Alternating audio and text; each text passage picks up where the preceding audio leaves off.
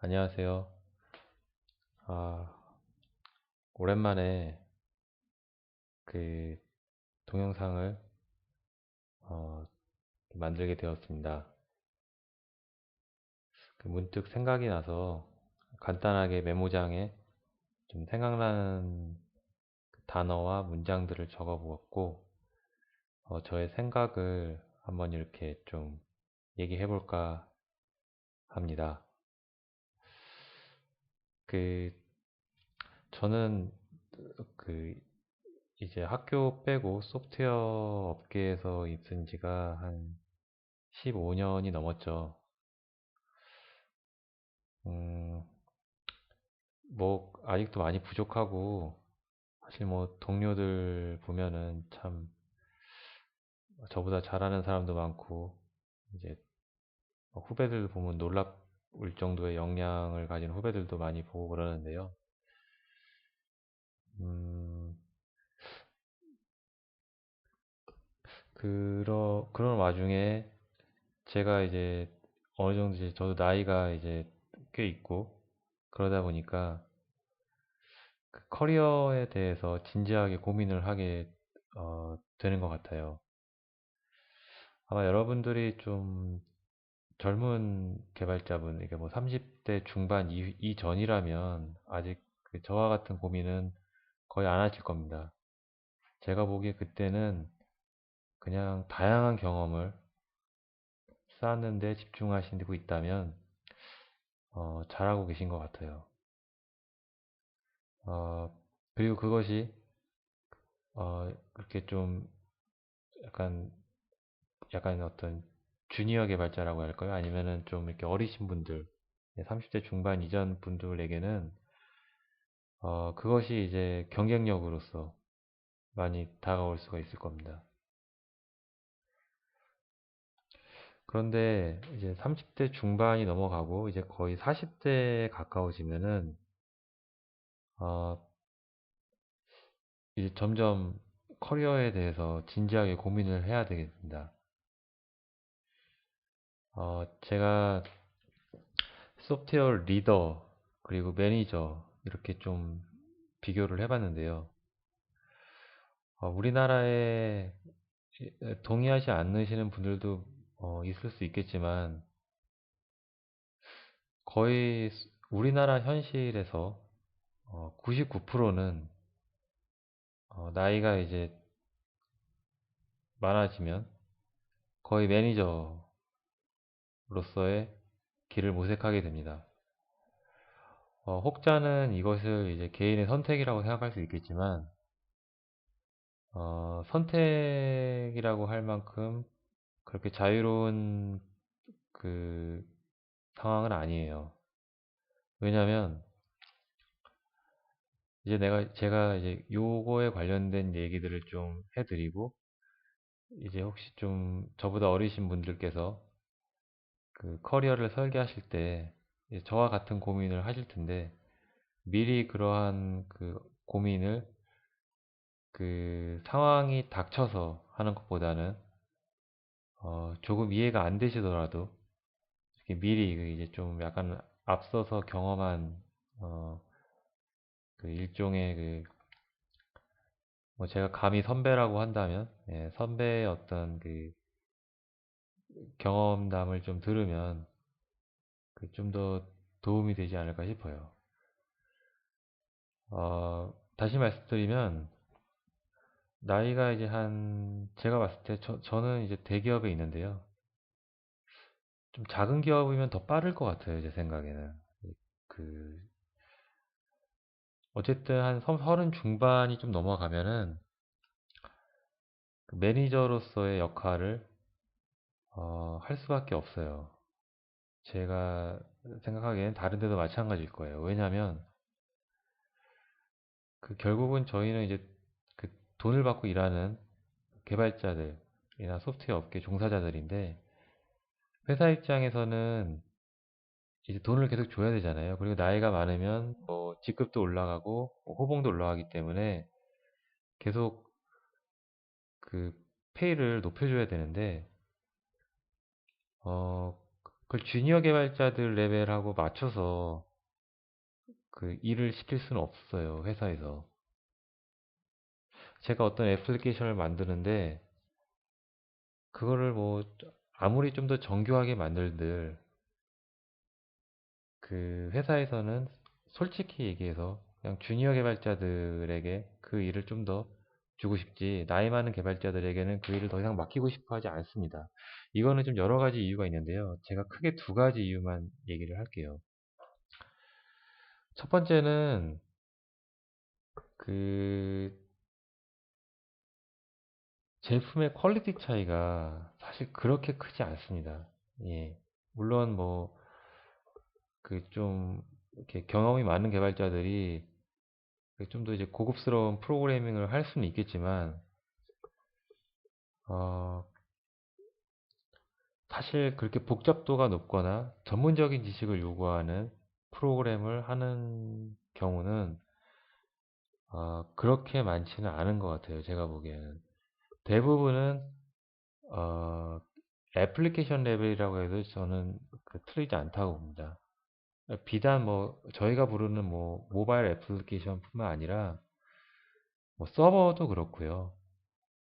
심지어는 뭐 요즘 유행하는 뭐 머신러닝 혹은 뭐 저기 혹은 뭐 이미지 프로세싱, 뭐 심지어는 뭐 저기 그 시스템 프로그래밍, 사실 다 애플리케이션 개발이라고 말할 수도 있어요. 왜냐면 저희가 알고리즘이나 실제 되게 진짜 어떤 아주 난이도가 있는 것들은 그 저희가 구현하기에는 리스크가 있기 때문에, 실상 저희가 구현을 한다고 할지라도 그 자체로서의 위험이 있고, 그렇기 때문에 이미 회사들이 칩이나 라이브러리로 그런 어떤 복잡도가 높고 구현의 난이도가 있는 것들은 다 그냥 제공을 하고 있어요. 플랫폼으로 제공을 하든, 플랫폼 뭐, 예, 플랫폼에 뭐 저기 프레임워크로 제공을 하든, 뭐 독립된 라이브러리를 제공을 하든, 혹은 뭐 칩으로 제공을 하든 합니다. 그래서 사실 소프트웨어 개발자들에게 있어서는 그 이제 어떤 요즘 추세가, 실제 실상의 업계 추세는 그냥 애플리케이션 개발이라고 보면은 될 것 같아요. 응용 소프트웨어 개발. 그러니까 이제 가져다가 조합을 해서 뭔가를 만드는 거죠. 근데 물론 그것도 쉬운 건 아니에요. 되게 어려운데, 어렵고 또 이게 이제 소프트웨어 공학이라는 학문적인 분야와도 연결이 되잖아요. 상당히 어려운데, 어, 굳이 거기에 돈을 많이 투자한다 그래서 ROI가 높지 않다는 거죠, 실상이. 예. 그 이유는 소프트웨어가 상당히 빠르게 변하고, 어차피 소프트웨어는 새로 만들어야 돼요, 계속. 리퀘어먼트가 계속적으로 변하고요. 요구사항이 계속적으로 변한다고요. 물론 뭐 소프트웨어 공학에서는 그런 요구사항이 계속적으로 변할 때 그런 것들을 좀 더 능동적으로 혹은 상당히 효율적으로 대응하기 위해서, 혹은 적은 코스트로 대응하기 위한 여러 가지 공학적인 기법들을 제공을 하지만, 실상은 그에 따른 복잡도가 너무 높기 때문에 다시 개발합니다, 보통은. 예. 때문에 다시 개발하려면 오히려 그냥 빠릿빠릿하고 젊은 개발자들을 고용하는 것이 어, 보다 안정적이고 코스트적인 면에서도 효과적이라는 것이죠. 예. 그리고 이게 첫 번째 이유가 될 수 있고요. 두 번째 이유는 그 회사 입장에서는 그 주니어 개발자들을 계속 키워야 돼요. 그렇잖아요. 그리고 이제 주니어 개발자들 키워야지 주니어 개발자들이 이제 좀 계속 올라갈 거 아니에요. 예. 그러려면은 프로그램 같은 것들을 계속해서 이렇게 시니어 개발자들에게 맡길 수는 없는 겁니다. 회사가 기대하는 시니어 개발자들의 역할은 사실은 주니어 개발자의 양성이라고 보는 게 맞는 것 같아요. 예. 그러니까 실제로 뭐 코딩하고 그런 일도 많이 하지만, 그 회사 입장에서는 주니어 개발자들에게 그래서 구현을 많이 시키려고 합니다. 그리고 이제 사실 이제 그 일에 대한 그 열의적인 것, 그러니까 패션 이런 것들도 솔직히 평균을 봤을 때는 주니어 개발자들이 좀 더 높아요. 왜냐하면 한창 뭔가를 이제 배우고 여러 가지 경험을 하고 싶은 그 나이와 그 때이기 때문에 아주 적극적으로 개발을 하고 뭐 집에도 안 가고 뭐 밤을 새서 개발하는 일도 비일비재하죠. 예.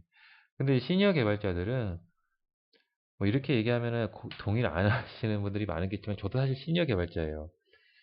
근데 시니어 개발자들은 보통 이제 그 정도 되면 뭘 개발해도 과거에 한 번 정도는 개발을 해봤던 것이고 어, 사실 그렇게 새롭거나 어떤 강한 어떤 뭐 그 열의를 와 모티브를 갖기가 옛날에 비해서는 조금 어려운 현실이긴 합니다. 어쨌든 이런 좀 상황이 있고요. 그래서 주니어 개발자들에서 이 시니어 개발자로 가게 되면 점점 그 스스로의 포지션을 찾기가 쉽지는 않다라는 것들을 좀 이제 알게 됩니다. 물론 뭐 유능한 분들은 이제 계속적으로 자기를 개발해 가시는 게 있겠지만 결국은 그 유능하다는 것도 그 주니어 개발자들에 대한 매니징 역할을 포함했을 때 대부분 그 유능하다는 소리를 듣게 돼요. 그래서 제가 매니저라고 적었는데요. 어, 그 대부분의 그 이 소프트웨어 개발의 어떤 커리어를 보면은 다른 데도 마찬가지겠지만 이 사람을 관리하는 그 역량을 그게 없어서는 단지 소프트웨어 프로그래밍, 뭐 디자인, 아키텍트 스킬만 갖고는 올라가기 어려운 것이 현재의 실상입니다. 아, 근데 이게 그러면은 꼭그 앞으로도 그럴 것이냐? 그거는 제가 사실 정확하게는 잘 모르겠어요. 어, 예, 그거는 잘 모르겠어요. 제가 지금 여기 매니저 옆에다가 그 소프트웨어 리더라고 적었는데요.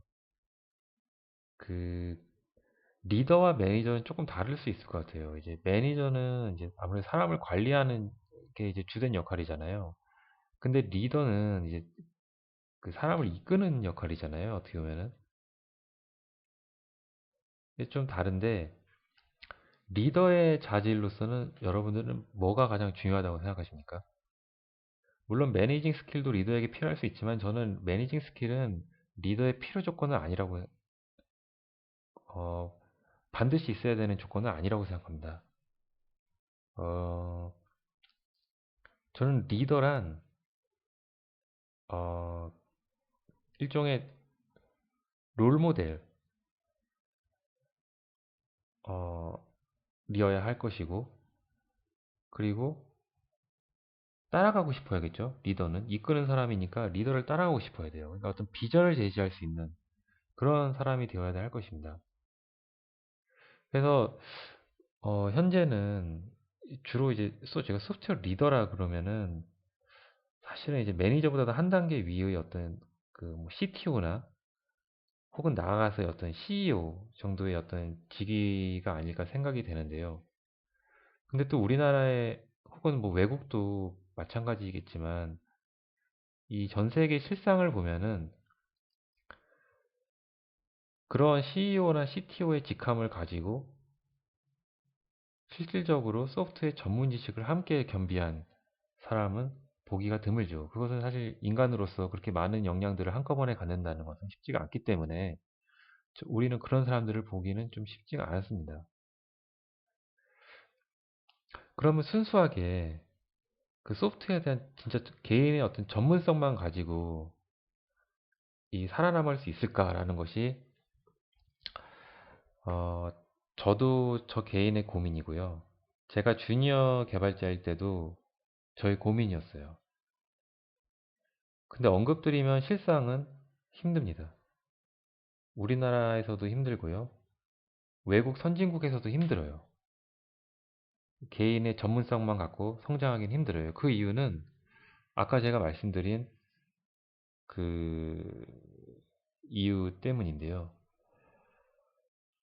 학교의 교수라면 가능하겠죠. 교수는 뭐 매니징 스킬 뭐 그런 것보다도 개인의 전문성이 가장 중요하고 논문을 많이 쓰는 게 중요하겠죠. 그런데 저희 이 업계에서는 그렇지 못한 것이 현실입니다. 그리고 그 이유는 어, 이제 여러분들도 어느 정도 공감을 하실 거예요. 그런데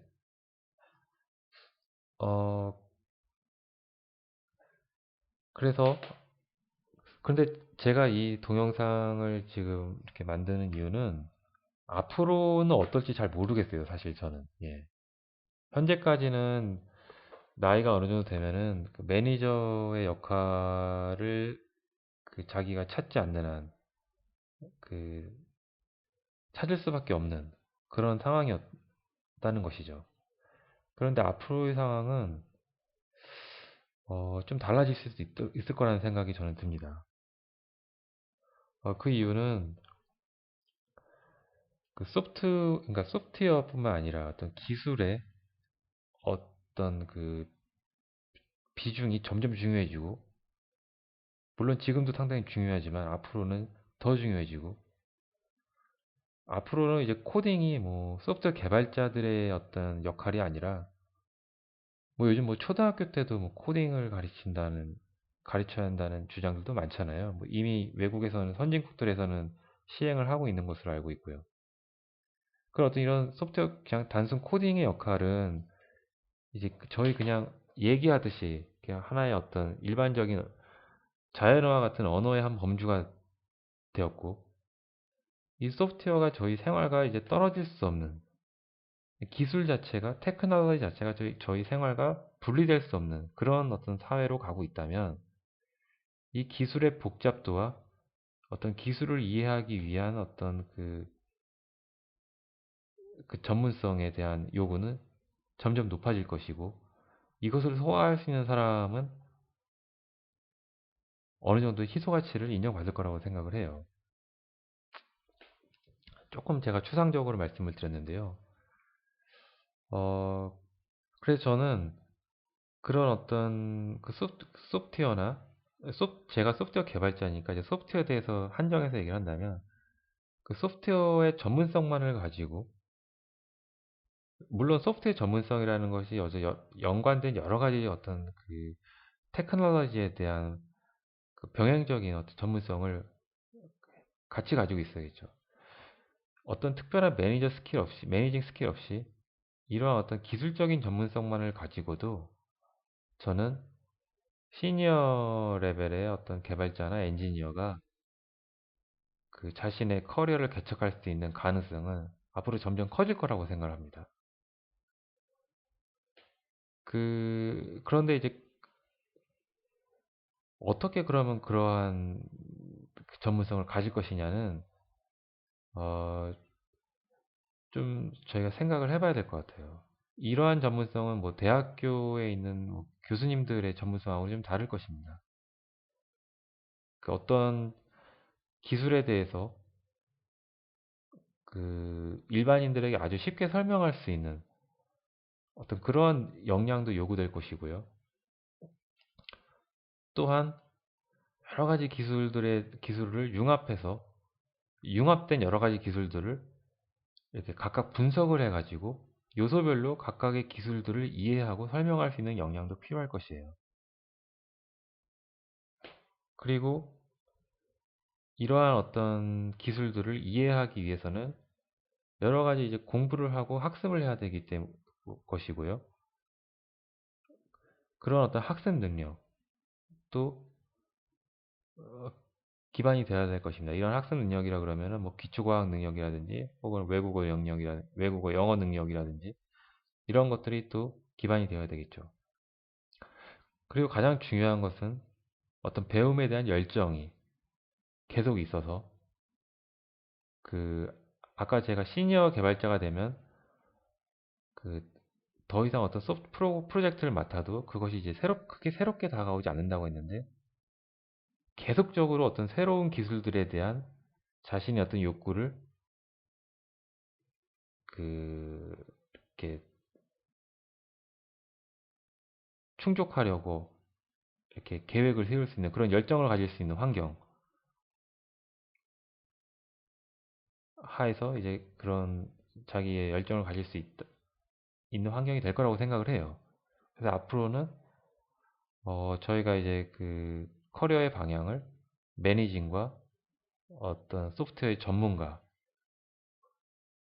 혹은 전문가로서 구분했을 때, 그 어떤 전문가로서로도 개인의 어떤 전문성으로도 충분히 그 주니어 개발자들 혹은 그 동급의 매니저들과 경쟁을 할 수 있는 환경이 된다고 생각을 합니다.